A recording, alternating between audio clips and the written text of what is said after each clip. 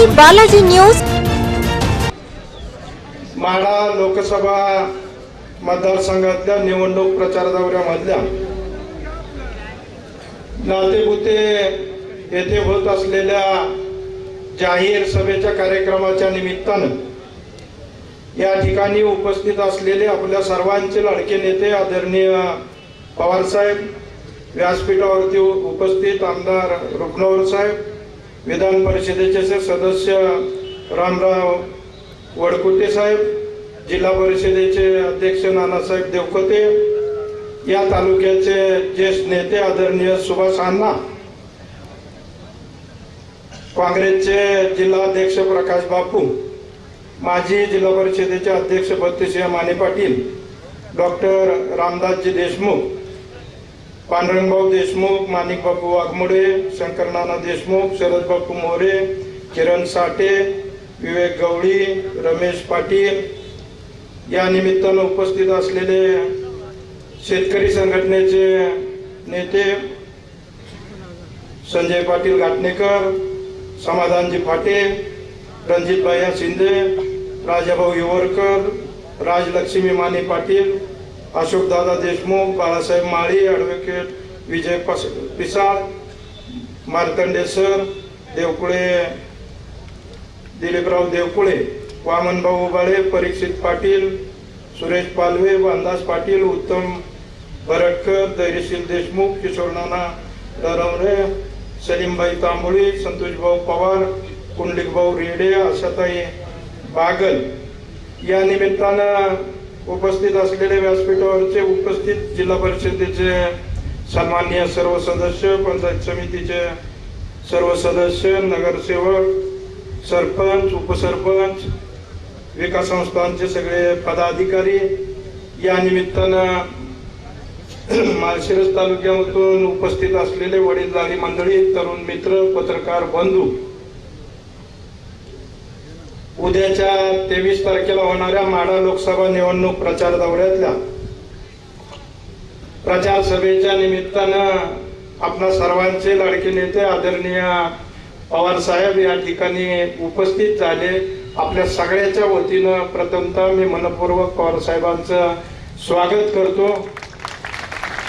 आपणही सर्वजण मोठ्या उत्साहाच्या वातावरणामध्ये या ठिकाणी उपस्थित झाला, तुमचंही उमेदवार या नात्यानं मनपूर्वक स्वागत करतो। या निमित्तानं बोलत असताना माढा लोकसभा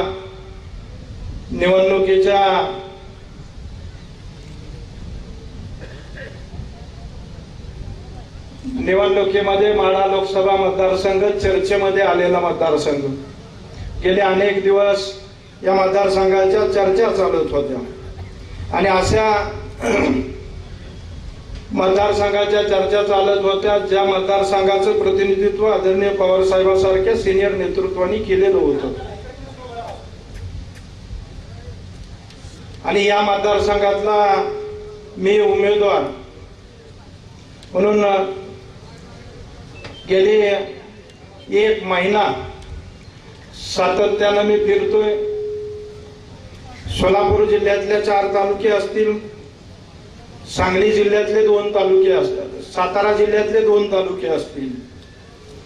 एकंदरीत या निवडणुकीतला शेवटचा टप्पा सुरू आहे। 2-3 दिवसानंतर आता प्रचार सभाही बंद होतील।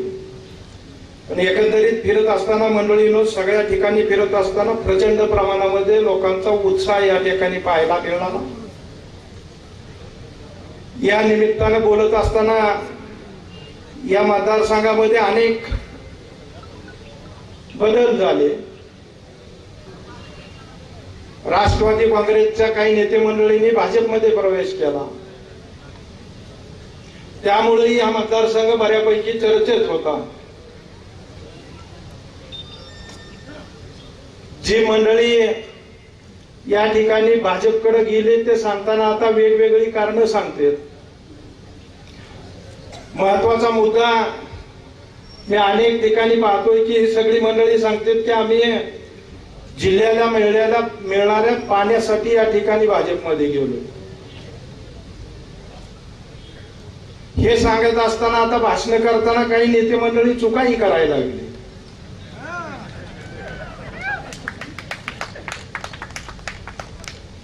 आपल्याला माहित आहे की ह्या सगळ्या नेते मंडळींनी आपल्याला वेड्यात काढत असताना स्थिरीकरणासारख्या मुद्द्यावरती या ठिकाणी या सगळ्या भाजप प्रवेशाची सुरुवात केली.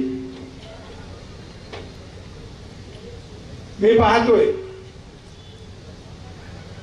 ही मंडळी दाखवताना एक कारण दाखवते, त्याच्या मागची कारण आता लोकांना सगळ्यांना माहीत झालेली आहे.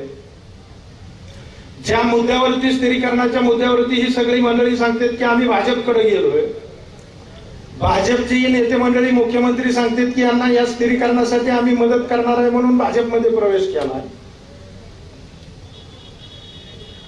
मी या सगळ्या घडामोडी जवळून पाहतोय. या निमित्तानं मी सांगू इच्छितो की यांच्यातल्या काही मंडळींनी काल जाहीर भाषणामध्ये सांगितलं की स्थिरीकरणाच्या मुद्द्याला विरोध करणाऱ्या उमेदवारांना मत देऊ नका. आदरणीय साहेबांना नम्रपणे मी सांगू इच्छितो की या स्थिरीकरणाला साहेब 2004 मध्ये अजितदादांनी स्वतः मंजुरी दिलेली आहे.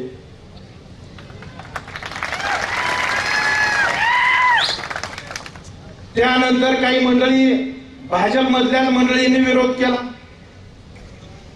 ही आता सांगतात की उमेदवाराला स्थिरीकरणाचा विरोध करणाऱ्या उमेदवाराला मत देऊ नका. मी याच्याबद्दलची साहेब माहिती घेतली. भाजपनं उमेदवार काढलेला हा स्थिरीकरणाची योजना मंजूर केली 2004 मध्ये अजितदादांनी. त्याला टोकन अमाऊंट माझ्या माहितीप्रमाणे 190 कोटी का अशी काहीतरी अमाऊंट त्याला मंजूर केलेली आहे. आणि ही मंजुरी झाल्यानंतर भाजपच्या येळगावकर आमदारांनी सभागृहामध्ये विरोध केला. आज जो उमेदवार आपल्या पुढे या मंडळीने दिला, भाजपवाल्यांनी उमेदवार दिला, तो 2005 मध्ये बाप लेक आणि कार्यकर्ते त्या ठिकाणी जाऊन त्या स्थिरीकरणाच्या कामावरती जाऊन तिथल्या मशिनरीची मोडतोड करते, तिथं आंदोलन करते. हे आमदार जाहीर सभागृहामध्ये सांगते की मी असेपर्यंत या स्थिरीकरणाचं काम पूर्ण होऊ देणार नाही, मी त्यासाठी न्यायालयामध्ये दावा घेतोय. मागच्या 2-3 वर्षापूर्वी मुख्यमंत्री सोलापूर जिल्ह्यात येऊन सांगते की हे स्थिरीकरण होऊ शकणार नाही.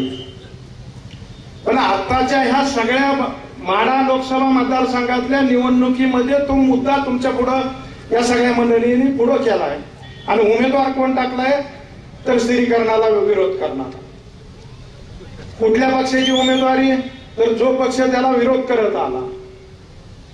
यामध्ये साहेब राष्ट्रवादी काँग्रेसच्या कालखंडामध्ये अजितदादांनी याला मंजुरी दिली. काही मंडळी कोर्टामध्ये गेले आणि सुप्रीम कोर्टाने त्याच्यावरती ऑर्डर केली की इथून पुढे कुठल्याही नदीच्या खोऱ्यातलं पाणी बदलता येणार नाही. अशा प्रकारचा सुप्रीमचा निकाल झाला आणि ही कामं अडकून पडली. परंतु राजकीय दृष्ट्या फायदा उठवायच्या दृष्टीनं आपल्यावरती आरोप केले जाते, राष्ट्रवादीवरती आरोप केले जाते. लोक याही गोष्टीचा आता विचार करायला लागले. लोकांनाही कळायला लागले की बोलते ती एक, वागते ती एक. त्याची उदाहरणं आता सभेमधून या ठिकाणी मिळाली. 4-5 दिवसापूर्वीच्या सभेमध्ये रणजितसिंह मोहिते पाटलांनी बोलत बोलत हा मुद्दा सांगितला की स्थिरीकरणाला विरोध करणाऱ्या उमेदवाराला मतं देऊ नका. म्हणजे त्यांनी सांगितलं संजय शिंदेला मतं द्या. तेवढं कमी होतं का काय कुणास ठाऊक, पण बंद करताना राहुल नाही घड्याळालाही मतं द्या म्हणून सांगितलं. अशा पद्धतीनं ही वायबल झालेली मंडळी आहे. यांना कळलं नाही की कोण काय करतंय, आपण कशासाठी निवडणुका लढवतोय. कारण खाली झाकून ठेवलंय ते प्रत्येकाचं देणं झाकून ठेवलंय आणि त्यासाठी हे सगळे समोरचे गोंधळ उडायला सुरुवात झाली. साहेब काल या ठिकाणी पंतप्रधानांची सभा झाली. ही मोठमोठ्या वल्गना करत होते. साहेबांचा मतदारसंघ म्हणून मोठमोठ्या वल्गना या मंडळींनी केल्या. माझ्यासारखा सामान्य कार्यकर्ता आपण दिला. इथं चंद्रकांत दादा 2 दिवस तळटून येऊन ठोकला, जिल्ह्यात काय फरक पडला नाही. मुख्यमंत्री 2 वेळा आले तरी फरक पडला नाही. काल मोदी साहेब आले आता काल मोदी साहेब येताना इथल्या नेतृत्वाला फक्त एवढं दाखवायचं होतं की मला लोक कशी जमा होती. साहेब कालच्या सभेचं चित्र बघितलं, मी माहिती घेतली. 80,000 लोकांची व्यवस्था केलेली होती. त्यामध्ये 12,000 शासकीय कर्मचारी काम करायला होते, 3,000 स्वयंसेवक होते, 7,000 पोलीस डिपार्टमेंट होतं, म्हणजे 20,000 लोक त्यामध्येच होते. आणि मागच्या पुढच्या किती रिकाम्या होत्या या सगळ्या मंडळींनी बघितलंय. ही सुद्धा आणत असताना कर्नाटकापासून, लातूर पासून, उस्मानाबाद पासून, पुण्यापासून ही सगळी गर्दी करावी लागली. आणि कालची सभा सगळ्या मंडळींनी बघितली. ह्या सभेच्या आटासाठी इथल्या नेतृत्वाने साहेब अकलूज बंद ठेवलं, इथले सगळे बाजार बंद ठेवले, प्यायला पाणी सुद्धा लोकांना मिळालं नाही. सभा मंडपामध्ये पाण्याची व्यवस्था नव्हती, लोक उन्हामध्ये होती. भाजीपाल्याचं मार्केट सुद्धा बंद ठेवलं. आदल्या दिवशी फतवा निघालेला होता अकलूज मधून की अकलूज मधल्या सगळ्या घरावरती भाजपचे झेंडे लावले पाहिजेत. साहेब एक जणांनी सुद्धा झेंडा लावला आहे.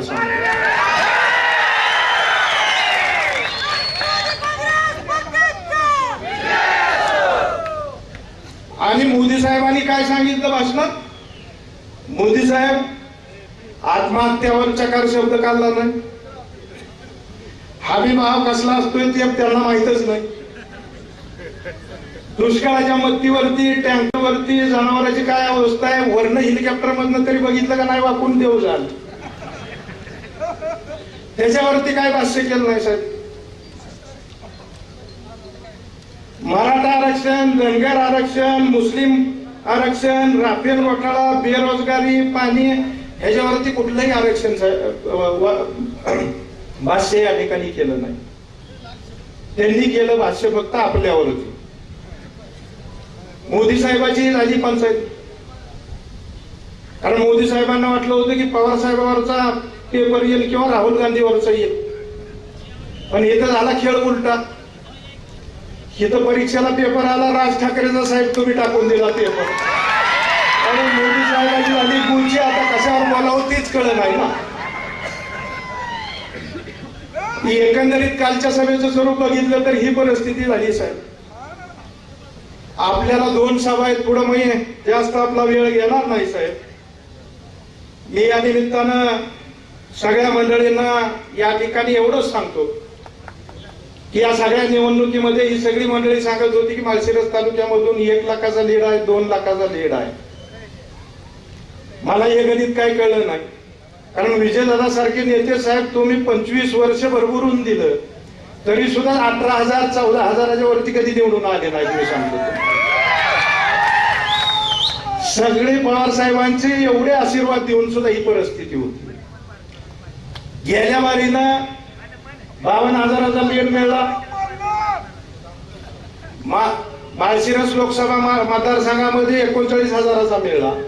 माढा मतदारसंघाला 12 गावं जोडलेली, ती 14 गावं जोडलेली, त्यातनं 12,000चा मिळाला. असा म्हणून 50-52,000चा साहेब लीड मिळला होता. त्यामध्ये बबनदादाचा मतदारसंघ होता. बबनदादांनी इमानदारीने मदत केलेली होती. आणि हे सगळं करत असताना साहेब लोकांचे पैसे 2010 पासून ह्यांच्या पोराबाळांनी काढलेल्या संस्थेमध्ये, कारखान्यामध्ये, जिल्हा बँकेमध्ये ह्यांना खेळण्यासारख्या ज्या संस्था दिल्या गेल्या त्यामध्ये ह्या लोकांच्या हजारो कोटीच्या रकमा अडकल्या. ह्याची जण सामान्य माणसाला बसली. आणि 2014च्या निवडणुकीला ह्या सगळ्या मंडळीच्या आशा होती की आता कमीत कमी विजयदादा तरी यातनं काहीतरी मार्ग काढून देतील. विजयदादाला 52,000 मतं मिळवत असताना कोणाकोणाच्या किती वेळा पडावं लागलं ते मला डोळ्याला माहिती. आणि अशा परिस्थितीमध्ये हा लीड मिळाला. लोकांची अपेक्षा होती की 2014ला खासदार केल्यावर ह्यातलं काहीतरी पदरात पडेल म्हणून लोकांनी आशावादीपणे या ठिकाणी मतं दिली. माळशिरस तालुक्यानं तर भरपूर दिली. पण गेल्या 5 वर्षात कुणाला गाजर सुद्धा मिळालं नाही.